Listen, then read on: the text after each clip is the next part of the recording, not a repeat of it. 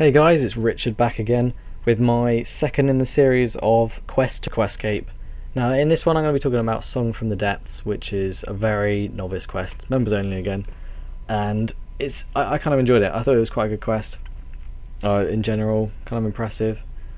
One of the most notable things is that it's fully voice acted, like literally every single character besides your own actually voice acts, and there's actually songs in the background that have singing in them because I'm really cool like that and I have my songs on. It did tell me to, so I did. I thought, yeah, it'd be interesting, something different. And also the graphics, as you can see at the moment, there's a sort of this fog around the outside of the screen and sort of effect. I've seen it in a few films and whatnot. I thought it was quite impressive, but at the same time I can imagine a lot of people get quite annoyed by that, especially if you're running on the small screen, because that'll be quite a large amount of your already quite small screen.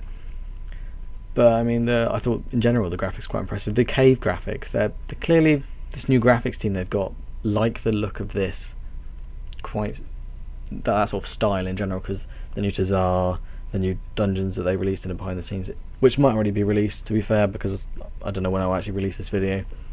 But I mean, in general, it's quite good, and the general cutscenes were, I thought, quite impressive, and there's a lot more action in them for once, instead of this sort of RuneScape style one hit to one hit sort of that sort of action.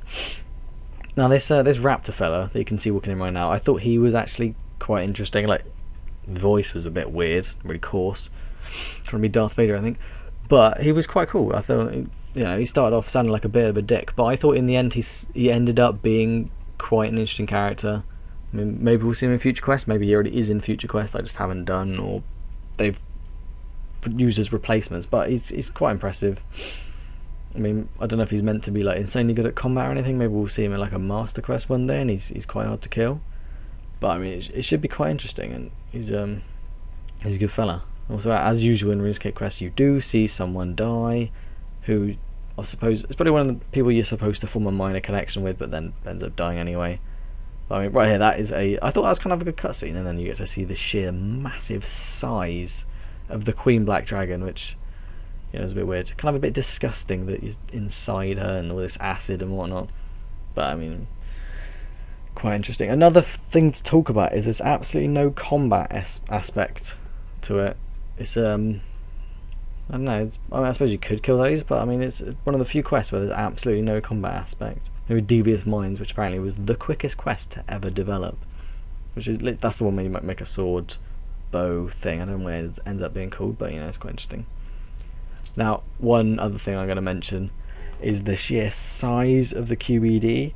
When you compare it to the King Black Dragon, it's quite poor, because the King Black Dragon, I don't know if he's actually, he might have been released as well by this point, but he's at the moment quite small. I mean, even with the new update, he looks like he's not going to be that big. And then just the head and the neck of the Queen Black Dragon is monstrous. Maybe it is meant to be big, because I think it's the first ever dragon that the Dragon King made. That's why they like locked her away or something like that. I can't actually remember what it was. I remember reading it somewhere. But yeah, it's quite interesting. But right now I'm just going to bring up the quest rewards and how many quests I've got left. I'm doing quite well. 17 quests left until the Questscape, so I won't do all of them because some of them are quite boring. But yeah, it's getting interesting. So I'll see you all in the next video, and we're getting there. We will get the Questscape and then probably have to get it again many times. So I'll see you later.